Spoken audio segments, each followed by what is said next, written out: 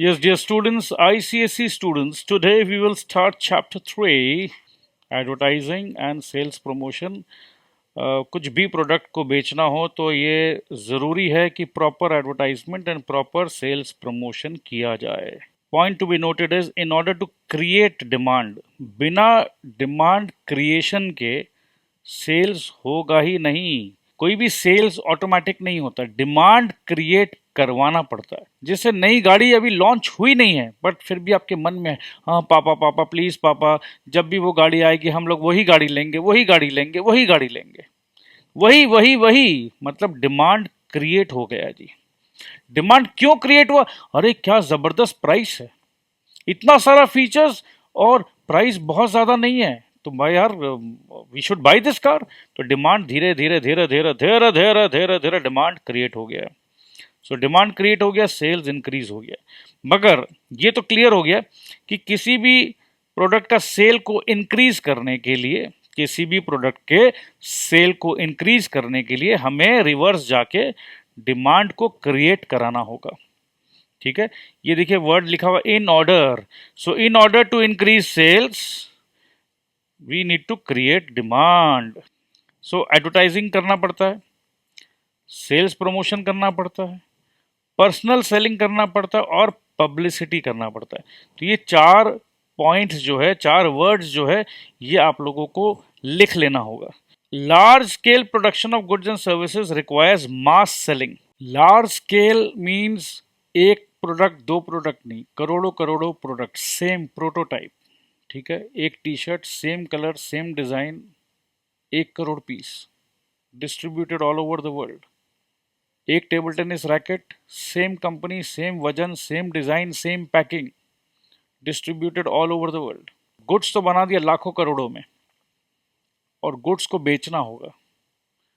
तो 1 करोड़ गुड्स बना दिया, ये सोच करके इंडिया, पाकिस्तान, अमेरिका, बांग्लादेश, सब जगह अगर कोई बैडमिंटन खेलेगा तो योनेक्स के रैकेट से खेलेगा, योनेक्स के रैकेट से.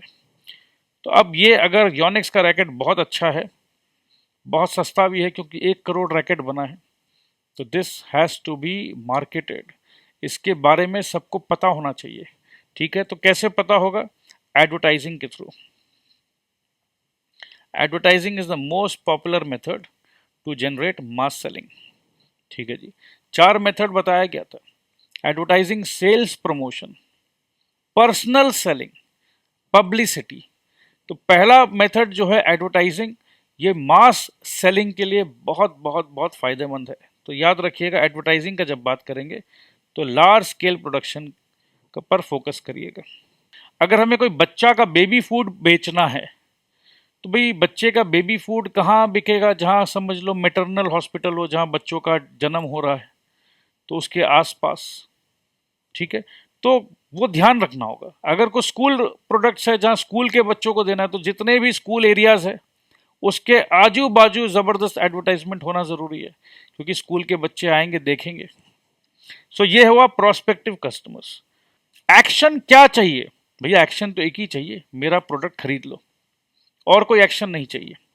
Induce action in accordance with the intent of the advertiser.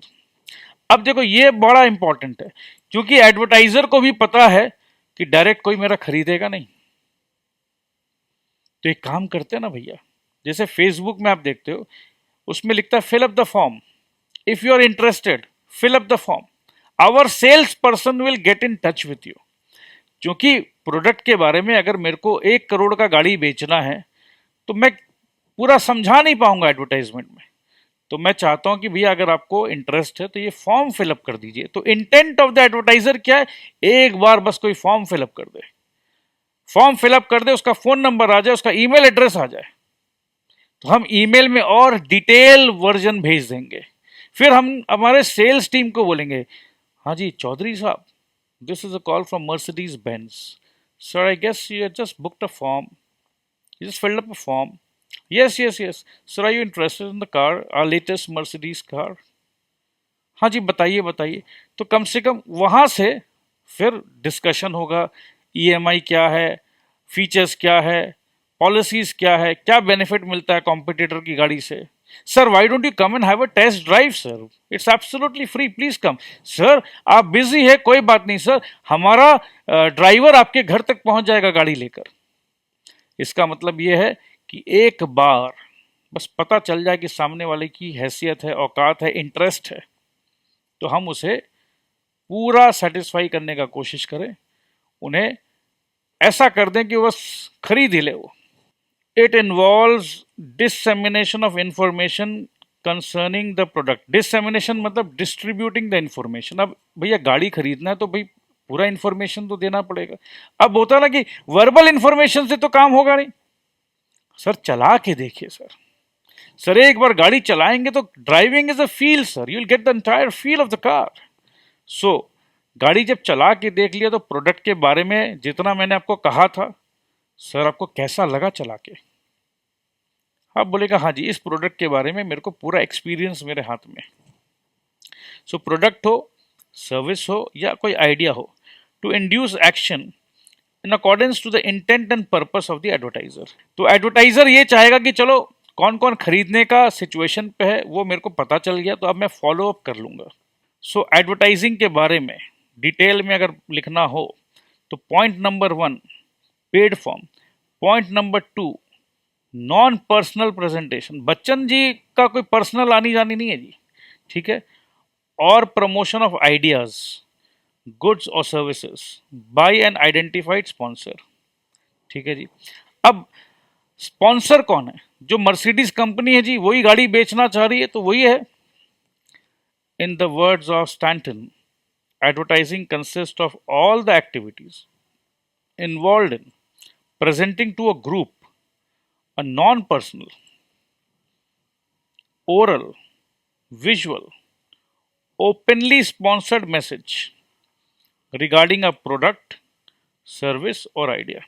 all the activities पे ध्यान दीजिएगा पहले कि advertising consists of all the activities, ठीक है। एक प्रेजेंटेशन है known to a group, a non personal.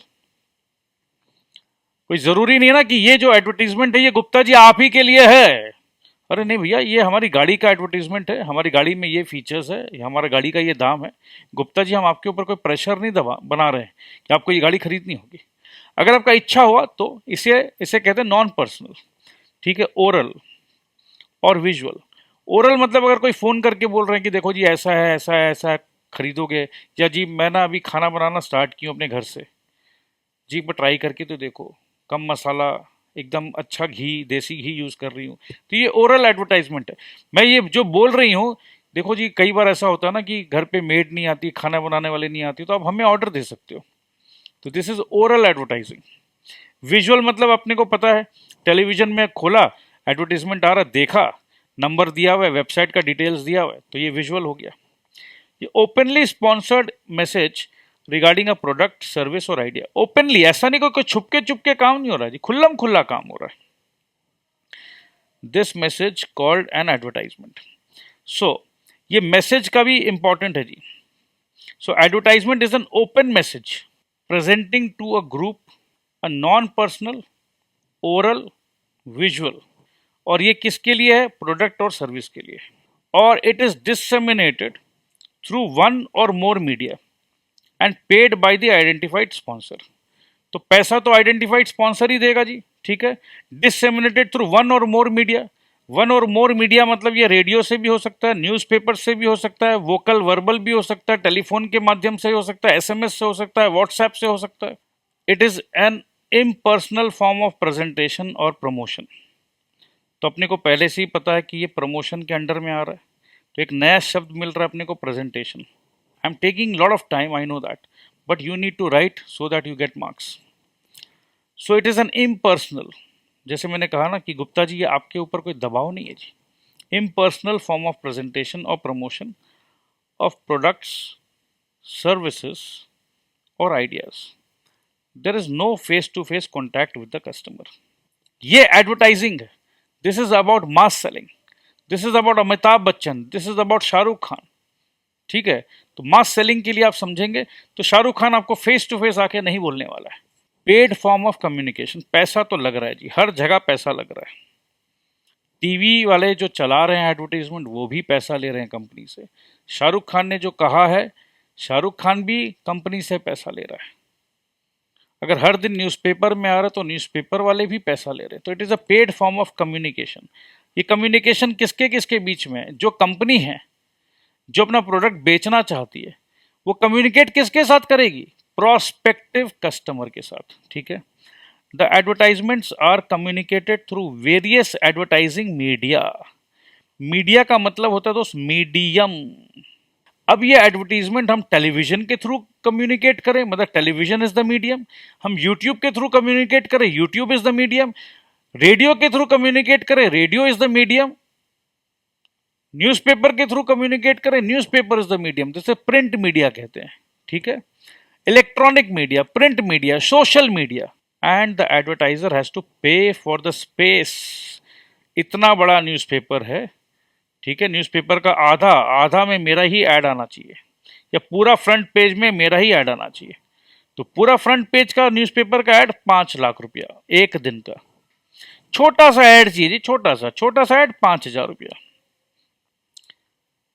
TV में जो ऐड आएगा हर एक ओवर के बाद, हर एक ओवर के बाद मेरा ऐड चाहिए। तो कितना टाइम स्पेस के अनुसार आपको पैसा देना पड़ता है। और the time hired to the owner of a media. Owner of a media मतलब स्टार प्लस में, स्टार प्लस ने राइट ले लिया है आईपीएल मैचेस का, तो स्टार प्लस में ही टेलीकास्ट होगा। तो मीडिया क्या है? इलेक्ट्रॉनिक मीडिया, टेलीविजन मीडिया, और उसके अंदर भी चैनल क्या? ओनर कौन है? Owner is the Star plus.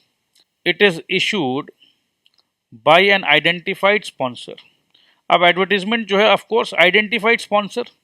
ये जो कमर्शियल एडवर्टीजमेंट चलेगा, who is going to pay for it? Identified है। पैसा कौन देगा उसको तो भैया पहले पता करो। पैसा आइडेंटिफाई मतलब ही वही identified sponsor. The advertisement contains the name of the advertiser. Of course advertiser का नाम तो आना ही चाहिए, उसी वही पैसा दे रहा है। अब जो भी कंपनी है, रीबॉक शूज, रीबॉक एडवर्टीजमेंट कर रहा है, तो जो रीबॉक का जो मेन सीईओ है, फाइनेंस वाले बंदे हैं, वही पैसा देंगे। It is a form of mass communication. The message is directed to a large number of person simultaneously. Simultaneously मतलब एक साथ। अब आईपीएल का मैच है, इंडिया में 125 करोड़ लोग हैं। हमें पता है कि कम से कम 50 करोड़ लोग तो टेलीविजन देख ही रहे होंगे। एक बार मेरा ऐड चला जाए तो 50 करोड़ लोगों तक मैंने हमारी मैसेज ट्रांसफर कर दी, कम्युनिकेट कर दी। तो advertising is different from publicity, which refers to communication of non sponsored commercially significant information about an organization or its products and services through non-personal media. Publicity. अब देखो, किसी के बारे में जब हम बुरा बुरा बात करते हैं तो ना वो टेलीविजन में आ रहा, ना फेसबुक में आ रहा, बट खुसुर फुसुर करके हम लोग पब्लिसिटी कर दी, नेगेटिव पब्लिसिटी कर दी या पॉजिटिव पब्लिसिटी कर दी। सो एडवर्टाइजिंग में एक स्पॉन्सर है, पब्लिसिटी में द स्पॉन्सर में नॉट बी आइडेंटिफाइड। तो कई बार होता है ना, इलेक्शन में होता है, कौन क्या बोल रहा है, क्या कहाँ से बोला जा रहा है, कहाँ से नई नई कहानी गढ़ रही है, कौन गढ़ रहा है कहानी, नहीं पता चल रहा है। तो पता नहीं चल रहा है, can not be identified. But Reebok का जूता हो या कोई भी वैसा एडवर्टाइजमेंट हो तो एकदम ओपन मैसेज है, सरेआम भाई पता चल रहा है। तो पब्लिसिटी अलग गेम है, एडवर्टाइजमेंट अलग गेम है। पेमेंट जो है, of course it is paid by the sponsor, it is not directly paid by the sponsor. पता ही नहीं चलता ना जी। नेचर क्या? It is always impersonal. It may both be personal और impersonal, both. The sponsor has direct control over the size and frequency of the message. बस religion को लेकर अगर कुछ मैसेज चला गया तो this is in the nature of publicity. किसी को बदनाम करना है, that is in the nature of publicity. ठीक है, कौन कर रहा है पीछे से, बोलता ना पता ही नहीं चल रहा कौन खेल रहा है। देखो, लेस वर्सेटाइल, वर्सेटाइल मतलब क्या ना कि फिक्स पैटर्न है। एडवर्टाइजमेंट में सब कुछ पता है, फिक्स्ड है। यहां पर कुछ समझ में नहीं आता जी, अलग अलग तरीके हैं, अलग अलग नौटंकी, इसीलिए से वर्सेटाइल कह रहे हैं। Object to stimulate and create demand for production और सर्विस। अल्टीमेट काम क्या जी? जो हम माल बनाए हैं वो बिक जाए। To create favourable public opinion, आ गया ना जी। पब्लिक ओपिनियन फेवरेबल क्रिएट करो जी, ये हमारे पार्टी से खड़ा हुआ है जी, तो इनको भैया वोट मिलना चाहिए, इनका ओपिनियन क्रिएट करो अच्छा से about the organisation and its activities. ये ऑर्गेनाइजेशन हो सकता है, पर्सन हो सकता है, कुछ भी हो सकता है। Commercial value, it has commercial value, it may or may not have commercial value.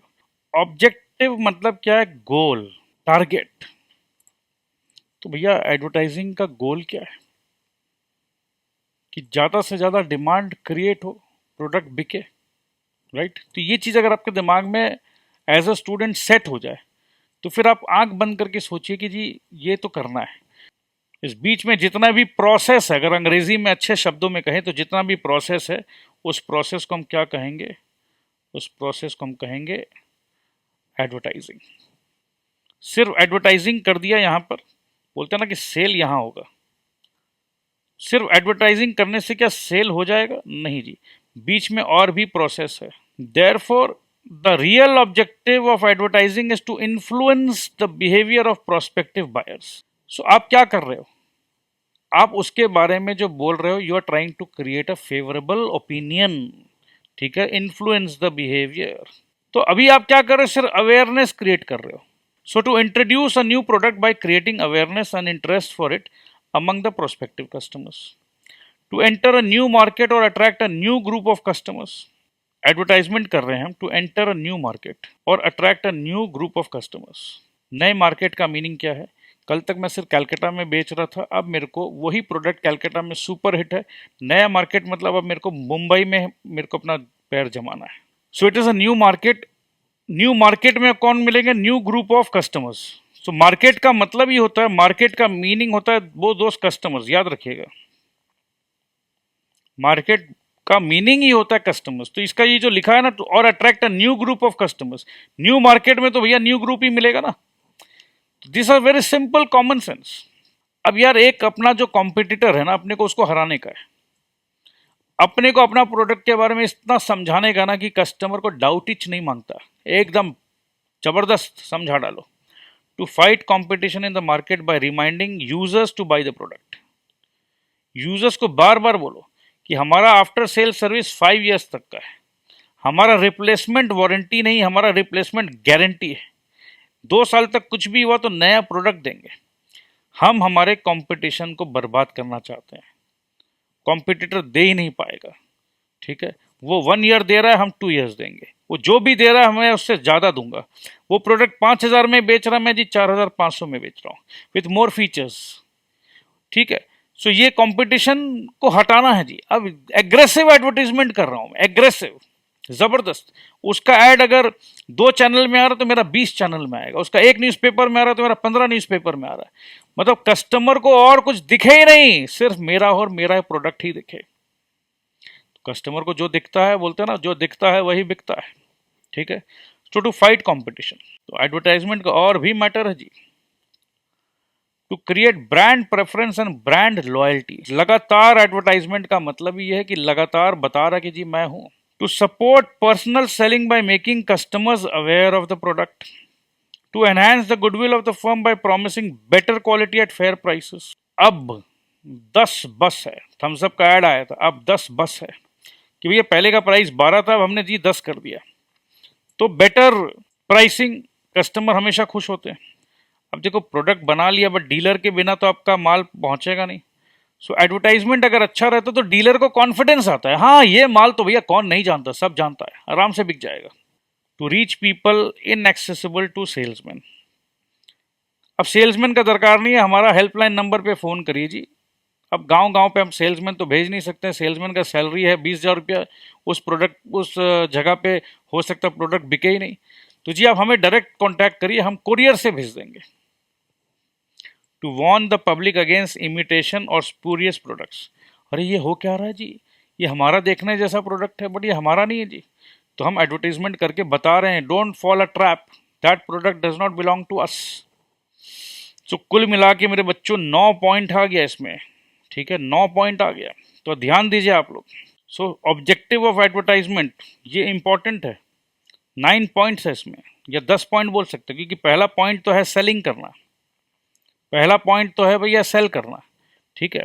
उसके बाद देखो जी, point number 2 is creating awareness. Point number 3 is new market. ये आप लोग शॉर्ट नोट्स में लिखिए, नहीं लिखेंगे तो गड़बड़ हो जाएगा। न्यू मार्केट है तो न्यू कस्टमर्स मिलेंगे।